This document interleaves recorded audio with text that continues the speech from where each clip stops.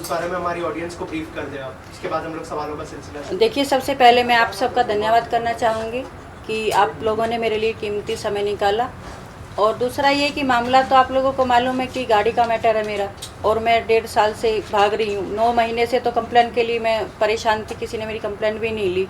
अभी विशाल ठाकुर जी हैं, डीसीपी हैं हमारे, मैं उनका तहे दिल से शुक्रिया अदा करूँगी कि उन्होंने मेरा विदिन 10 सेकेंड में मेरा केस सॉल्व किया। जो 9 महीने से दर्ज नहीं किया जा रहा 9 था, महीने से मेरा 10 दर्ज सेकंड्स नहीं में किया जा उन्होंने रहा कराया है। था। अभी आप पूछिए, क्या पूछना है आपको? मैम, क्या उनके इन्फ्लुएंस की वजह से केस दर्ज नहीं किया जा रहा था, या फिर क्या क्या जवाब दिए जा रहे थे उनकी तरफ से, अगर उस बारे में बताएं। अभी ये तो मैं नहीं बोल सकती हूँ, क्योंकि मैं केस दर्ज कराने जब मैं पहले 2 बार गई तो उन्होंने बहुत अच्छा रिस्पांस दिया मुझे। 3rd बार जब जिशान उसके सामने आया तो मुझे अच्छा रिस्पांस मिला नहीं, और मुझे पुलिस स्टेशन से बोल दिया आपका पर्सनल मैटर है, आप बाहर जाके बात करिए। वहाँ से मेरा मैटर क्लोज हो गया था, मैं चुपचाप वहाँ से आ गई। सेकंड थिंग कि वो फिर ओशीवारा से मुझे फ़ोन आने लगे। अब आप ये बताइए कि मैं मलाड में रहती हूँ, वो गोरे गांव में रहता है, तो मेरा ओशीवारा से क्या लेना देना है? वहाँ से मुझे इतना प्रेशर था हर चीज़ का, नहीं आप इधर नहीं जाना, ये नहीं करना, वो नहीं करना, बच्चों को धमकी आ रही है। मैंने एनसी तक कराई हुई है उस पुलिस स्टेशन में, लेकिन कोई एक्शन हुआ ही नहीं। फेक कॉल भी आए हैं बहुत सारे कि पुलिस मैं पुलिस हूँ, आप आओ हमें स्टेटमेंट दो। तो वो फेक कॉल था, हम लोग ने उसकी भी एनसी डाली हुई है, जिसकी कॉपी हमारे पास है अभी। तो फेक कॉल भी उन्होंने बहुत कराई है हमारे, और धमकी दिलवाई है। अलग अलग फ़ोन कॉल करके नए नए नंबरों से फ़ोन आते हैं, धमकियाँ आ रही हैं कि आपको उठवा लेंगे, ये करवा लेंगे, ये कर देंगे। रिकॉर्डिंग अभी रिकॉर्डिंग सारी रिकॉर्डिंग है, सारी मैं पेपर है, आपको सारे एक प्रूफ है। छोटी सी रिकॉर्डिंग सुना देती हूँ, जो अपने माननीय अमर पाटिल साहब हैं, आप उनका सुन लीजिए एक बार, फिर मैं उसके बाद बात करूँगी। सुना दे। बूम के पास करिएगा।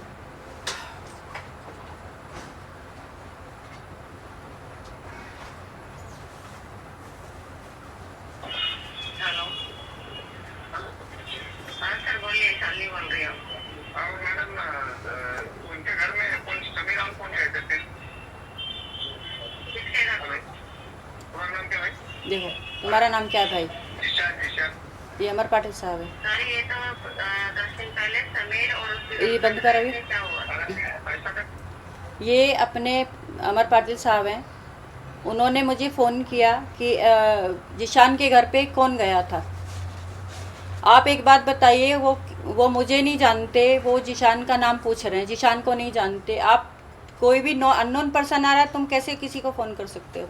हमें डायरेक्ट कोई फोन कर दिया, और सकता है वो क्या? उनके पास जाके बैठे, और वो उनको जानते नहीं, ऐसा किसी हमें का नाम दिखा रहे मालूम हैं नहीं है आपको। आज मैं आपसे फर्स्ट टाइम मिल रही हूँ, अगर मैं आपको बोलती हूँ कि आप इस बंदे को फ़ोन कर दो, क्या आप फ़ोन करेंगे? आप मुझे नहीं जानते, आप सामने वाले को नहीं जानते, आप कैसे किसी को फ़ोन कर सकते हो? जी, मैं आगे सुनाता हूँ। उन्होंने 8 बजे मुझे रात को पुलिस स्टेशन बुलाया। 8 बजे बोलते जिशान मेरे पास बैठा। मैंने बोला सर इसका मैटर ख़त्म करो, मुझे लफड़ा नहीं चाहिए। अगर जिशान आपके पास आया तो ये मैटर यहीं ख़त्म कर दो। उन्होंने क्या बोला कि ठीक है आप आ जाओ। 8 बजे रात को मुझे पुलिस स्टेशन बुलाया, और मैं जैसे ही वहाँ गई उन्होंने उसको निकाल दिया वहाँ से। जबकि लेडीज को तो आप इतना लेट बताइए बुलाते क्या है? नहीं है, और अगर बुलाते तो कुछ बड़ा उन्होंने जुर्म किया होगा, तो इसलिए बुलाते हैं। अगर नॉर्मली ऐसे लेडीज को 8 बजे के बाद बुलाते नहीं, ये रूल है, वो सबको मालूम है हम लोग को। अभी इसमें आप बताइए। अब ये हैरेसमेंट नहीं है तो क्या है, आप ही सोच सकते हैं। I am Better। Single mother, मेरे 2 बच्चों के साथ मैं यहाँ पे रहती हूँ। कल मेरे बच्चों के साथ या मेरे साथ कुछ होता है तो फिर मैं क्या करूँगी? इसको मेरे जिम्मेदार बच्चों कौन से या होगा? मेरी जान से बढ़ के तो मेरे लिए गाड़ी नहीं है ना। और मैम, अगर गाड़ी की बात करें तो कब वो लेके गए थे, और कहा जा रहा है कि उन्होंने पैसे भी ऑफर किए थे 13 लाख रुपए, ऐसा नहीं। कहना है उनका, अगर कुछ कहना चाहे नहीं तो नहीं नहीं, कुछ ऑफर नहीं था। ये गाड़ी 2021 को 22 जून को लेके गया था मेरे से चैनल की मीटिंग के लिए। मेरे पास सारे एविडेंस है चैनल ये है चेक जो उन्होंने दिए हैं, ये 19 लाख रुपए के चेक है, ये नोट 13 19 लाख लाख रुपए रुपए के के। चेक हैं। और इनमें जब हम लोग ने चेक कराया, एक तो सेल्फ चेक है, जो कि जो अकाउंट होल्डर है वही उसमें से पेमेंट विड्रॉ कर सकता है। दूसरा, उन्होंने किसी दूसरे अकाउंट का दिया जिस अकाउंट में हम कभी पेमेंट लेते नहीं हैं। और जब हम लोग ने चेक कराया तो इसमें इनसफिशिएंट फंड बताया गया, तो इसलिए हम लोग ने ये चेक डाले नहीं तो बाउंस होके फिर वो कहीं और दूसरे एड्रेस पे चले जाते, जो हमारा बैंक में पुराना एड्रेस है। नहीं, 6 मंथ से इसमें पेमेंट था ही नहीं, और आज जो कोर्ट में लगाया वो पुलिस वालों ने भी वेरीफाई किया, वेरीफाई किया उन्होंने। पेमेंट था ही नहीं उसमें, वो चेक दिए हुए हैं इसमें। गाड़ी बेचने की बात तो यहाँ थी नहीं ना, यहाँ जी, जी, गाड़ी लेके गए थे वो। जी। फिर आपको चेक क्यों दिया उन्होंने? चेक इसलिए दिए सर कि मैंने जब गाड़ी मांगना शुरू किया तो उसने बोला कि गाड़ी मेरे पास पैसे की प्रॉब्लम थी तो मैंने 12 लाख में किसी को दे दी। भाईचारे में 12 लाख में दे दी। दे अब दी। वो पैसे नहीं दे रहा है और वो 12 लाख मैं रुपए फंसा मांग रहे हैं हुआ मुझसे, वहाँ अगर पे। आपको गाड़ी चाहिए तो मेरे 12 लाख दे दो, और मेरे पास 12 लाख है नहीं, तो आप ये चेक ले लो। तो आप ये चेक ले लो। जब उसके और पास 12 लाख नहीं थे, 19 लाख कहाँ से और आएंगे? ये 1 महीने बाद की डेट के चेक दिए थे उन्होंने एक्चुअली में 15 दिन या 1 महीने बाद की डेट दी थी, तो हमें लगा उस टाइम पे शायद इनके पास पैसे आ जाएं, इसलिए हम लोग ने एक्सेप्ट कर लिए थे। और ये इसकी वाइफ प्रियंका बसी और ये दोनों आते थे, बोलते थे यहाँ के बैठे हाथ जोड़े कि हम तुम्हारे साथ काम करेंगे, अब हम इंडस्ट्री में सब, मतलब गाली दे के इसने बात किया, मैं वो चीज़ नहीं बोलूँगी कि सब ऐसे हैं, हम आपके साथ काम करेंगे। मैंने इसको बोला और घूम ले मार्केट में, तुझे घूमना है तो घूम ले, लोगों को देख ले कैसे, क्योंकि जतिन शेट्टी जी का 1.5 करोड़ का ऑलरेडी इसके पास FIR चल रहा था उस टाइम पे। फिर भी मैंने इसको बोला, मैंने भी बोला कि तुम ये मेरा मैटर सॉल्व कर दो, गाड़ी मुझे दे दो। तो इन्होंने क्या बोला, किसी को फ़ोन लगा के दिया। एक बार ये मिला तो इसने फ़ोन लगा के दिया, कोई लाला नाम का बंदा था, उसने बोला मैडम, मैंने बोला भैया गाड़ी कहाँ है मेरी, तो बोलता है कि गाड़ी तो मोदी आ जाए, अमित शाह आ जाए, तुम्हारी गाड़ी नहीं मिलेगी। उसकी ये वर्डिंग थी। आपकी गाड़ी बैंगलोर में ये मैंने बेच दी, ऐसा बेंगलोर बोला में उन्होंने। बेच दी, आपको जो करना है आप कर लो। जीशान ने हमें अब बताया बताइए, था, मोदी जी से और अमित शाह जी से तो बड़ा कोई है ही नहीं, तो मैं कहाँ जाऊंगी? जब उनके आने पे गाड़ी नहीं मिलेगी तो फिर फिर किसके पास जाऊंगी? जीशान ने हमें बताया था अंधेरी में किसी के पास गिरवी रखी है 12 लाख में। फिर कुछ दिनों बाद जब वो हमें मिला तो किसी से फ़ोन करवाया, जो लाला नाम का बंदा है, इन्होंने बताया, उसने बोला हमने बेंगलोर में भेज दी। और जब हम RTO चेक करने गए रिसेंटली, तो हमें पता चला कि गाड़ी चंडीगढ़ में चली गई है, वहाँ पे ट्रांसफ़र हुई है किसी और नंबर से। गाड़ी का ये हुआ था कि मैंने बोला था यहाँ अपने मलाड में कि मैं जाके RTO में लेटर लगा देती हूँ। उन्होंने क्या बोला, अपने डिपार्टमेंट वाले ही थे, मैं नाम नहीं लूँगी, उन्होंने बोला कि नहीं वो पुलिस का काम है, आपका काम नहीं है। मैंने बोला देखो मैं अपनी तरफ से एप्लीकेशन लगा देती हूँ, क्योंकि गाड़ी मेरी मिसिंग है, कल एक्सीडेंट होता है या कुछ होता है तो मेरे ऊपर बात आएगी। तो उन्होंने क्या बोला कि नहीं आप हमें कानून मत सिखाओ, ये पुलिस का काम है, आपका काम नहीं है। आज अगर वो एप्लीकेशन वहाँ लगा देते तो गाड़ी नहीं जाती ना मेरी। और ये मैं RTO में खुद गई हूँ, RTO वालों ने मुझे बोला है कि आपने एप्लीकेशन क्यों नहीं लगाई। मैंने बोला मैंने इसलिए नहीं लगाई कि पुलिस ने मुझे नहीं जाने दिया। मेरे जब सारे रास्ते बंद कर दिए तब मैं एडिशनल CP साहब से मिली और उन्होंने इनके पास इंक्वायरी भेजी। यहाँ मुझे 1 महीना घुमाया पुलिस स्टेशन में। 1 महीने बाद इन लोगों ने बोला कि आप सेटलमेंट कर लो। मैंने मैडम को बोला मैडम सेटलमेंट के लिए आपके पास आया कौन? मैंने बोला जिशान आया था क्या? बोलता है नहीं जिशान नहीं आया, उसके लॉयर का फ़ोन आया। अभी आप उसके लॉयर के फ़ोन से मुझे सेटलमेंट कर रहे हो और मैं जो 9 महीने से हैरेसमेंट हो रही हूँ वो क्या? फिर मैं DCP साहब के पास गई, तब उन्होंने मेरी मदद की और उन्होंने 10 सेकंड में मेरा ये किया। उन्होंने तुरंत फ़ोन किया और कल के कल उन्होंने बोला कि इनका गुनाह दाखिल करो उसका। अभी FIR हुई है बट एक्शन कुछ है नहीं। उसकी बेल का ये लोग इंतज़ार कर रहे हैं कि उसकी बेल उसने डाली है, बेल होगी। और इसकी वाइफ है, वो सो कॉल्ड वाइफ है या नहीं है। इनके फादर को भी सर मैंने फ़ोन किया, मैंने सबसे हेल्प मांगी FIR डालने के पहले। मैंने इनके फादर को बोला अंकल, क्योंकि मुझे ये मालूम पड़ा था कि अपने फादर की ये सुनते हैं और हर बच्चा अपने पेरेंट्स की सुनता है। मैंने बोला कि अंकल मेरे पास उसका भी सबूत है, रिकॉर्डिंग है उसका भी। मैंने बोला अंकल मैं रिक्वेस्ट कर रही हूँ, आई एम सिंगल मदर और मेरी मेहनत की कमाई, हम लोग बहुत मेहनत करते हैं, दिन रात जागते, हमें नींद का भी पता नहीं, हमें खाने का पता नहीं है, तो मेरी मेहनत की कमाई, आप इतना तो देखो कि मैं एक सिंगल मदर हूँ। तो उन्होंने बोला अगर ऐसा हुआ तो हमारे असूलों के ख़िलाफ़ है और मैं उससे बात करूँगा।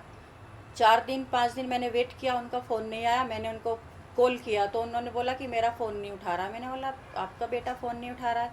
मैंने बोला कोई बात नहीं अंकल, बात हो जाए तो आप मुझे बता देना। बोलते फिर मैंने 4 दिन बाद कॉल किया, बोलता नहीं मेरा फ़ोन नहीं उठा रहा है। मैंने बोला अंकल फ़ोन नहीं उठा रहा तो उसकी वाइफ को कॉल कर लो।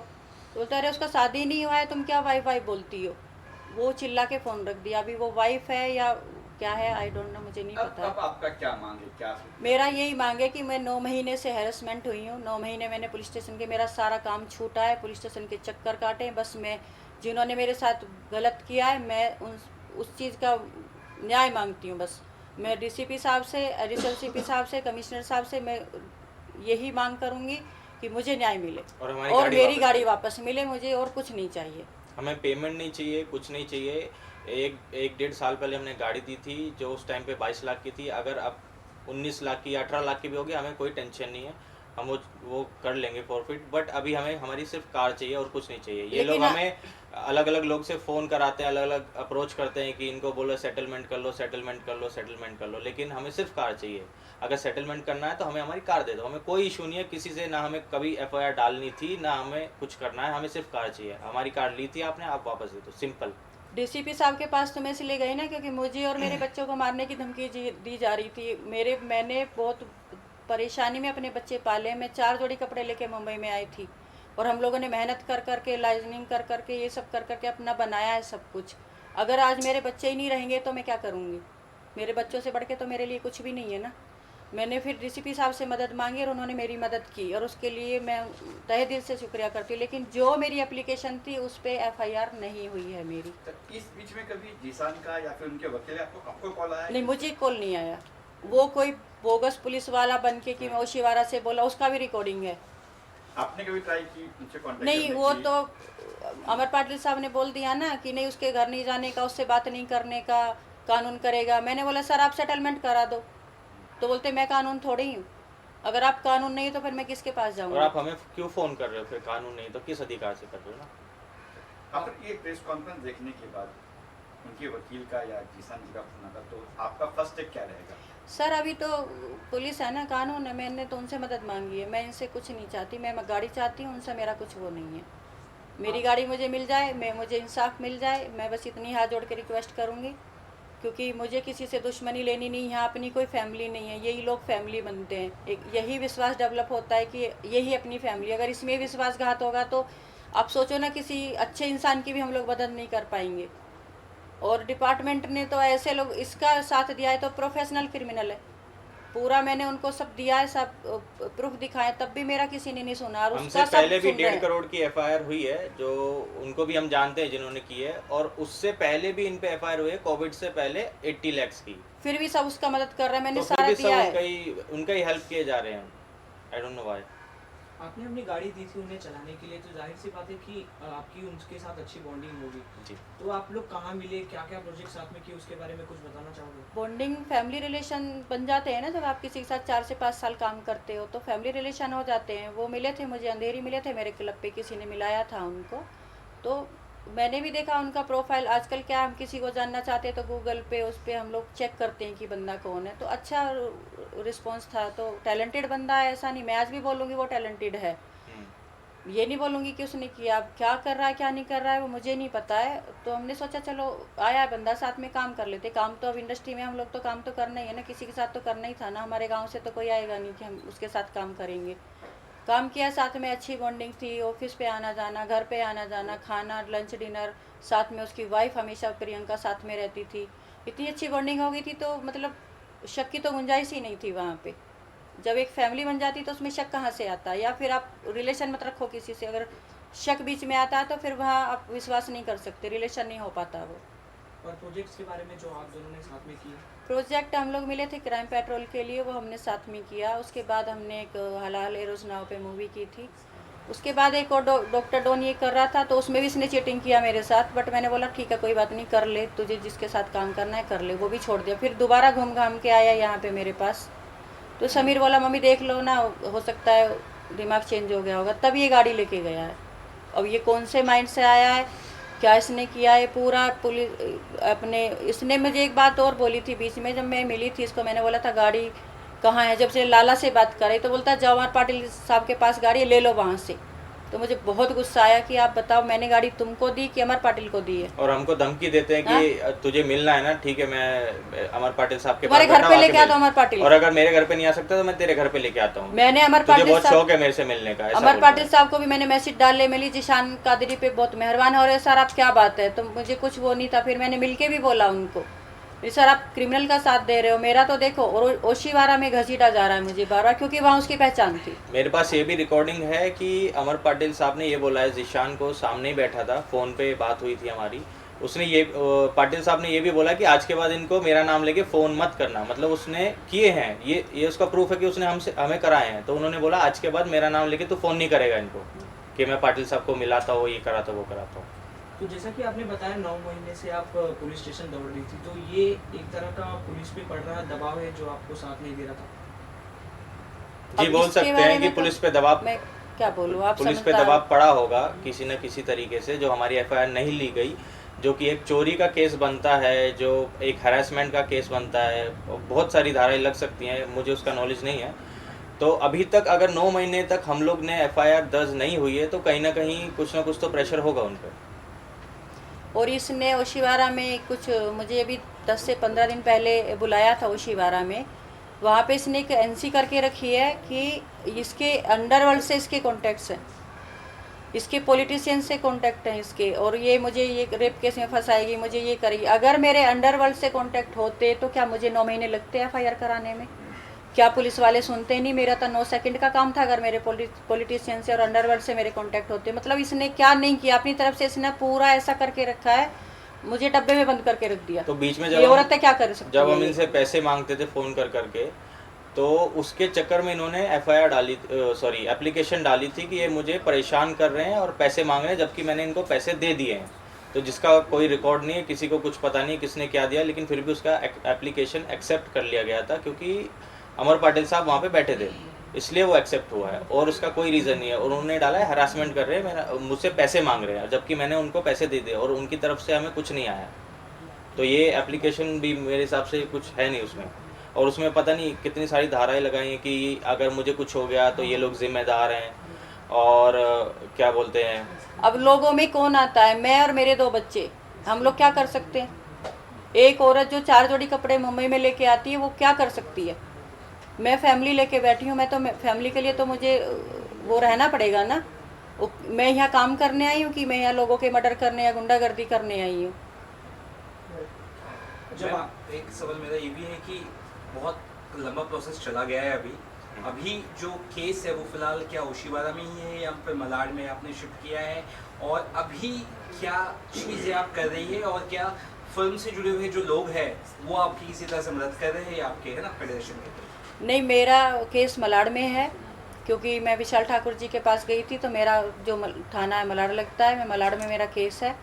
पुलिस की तरफ से अभी मेरा कुछ है नहीं, मतलब मुझे कुछ वो मिला नहीं है, और जो इंडस्ट्री के लोग हैं अभी मेरे किसी से कोई बात नहीं है, मैं किसी से बात नहीं कर रही। और जो उनके फ्रेंड्स हैं, जैसे अनुराग कश्यप की बात करें या फिर जो गैंग्स ऑफ वासेपुर को लेके जो एक्टर्स है, क्या उनसे कभी कांटेक्ट करने की कोशिश की आपने उनको? नहीं, मैंने नहीं की। जहाँ तक मेरा जानना है, जहाँ तक मैं जानता हूँ ज़ीशान कादरी को, जब हमसे वो मिले थे तब उनके ऑलरेडी अनुराग कश्यप जी से कांटेक्ट टूट चुके थे, जहाँ तक मैं जानता हूँ। हमने किसी से कांटेक्ट करने की कोशिश नहीं की है क्योंकि हमारा मतलब तो ज़ीशान से था, हमारी गाड़ी वो लेके गया था, तो हमें हमारे उनको बेचारों को हम लोग क्यों वो करें परेशान। उनका सवाल था कि फेडरेशन ने अपनी कंप्लेंट वगैरह नहीं की क्योंकि फेडरेशन अपना होता है, यूनियन यूनियन अपना है, वहाँ कहीं कुछ इंडस्ट्री की बात है ना। यूनियन में मेरे पहचान के हैं, लेकिन उन्होंने बोला था कि ये जो कंप्लेंट है पैसे की मुझे दे दो, लेकिन कार की तो वहीं जाएगी, थाने में ही जाएगी। अगर कुछ वो आगे शूट करें या कुछ भी करें तो वो उनका वो हैंडल करेंगे, लेकिन कार का जो है वो पुलिस केस बनता है। क्योंकि आज आपसे किया है, कल किसी और से भी कर सकते हो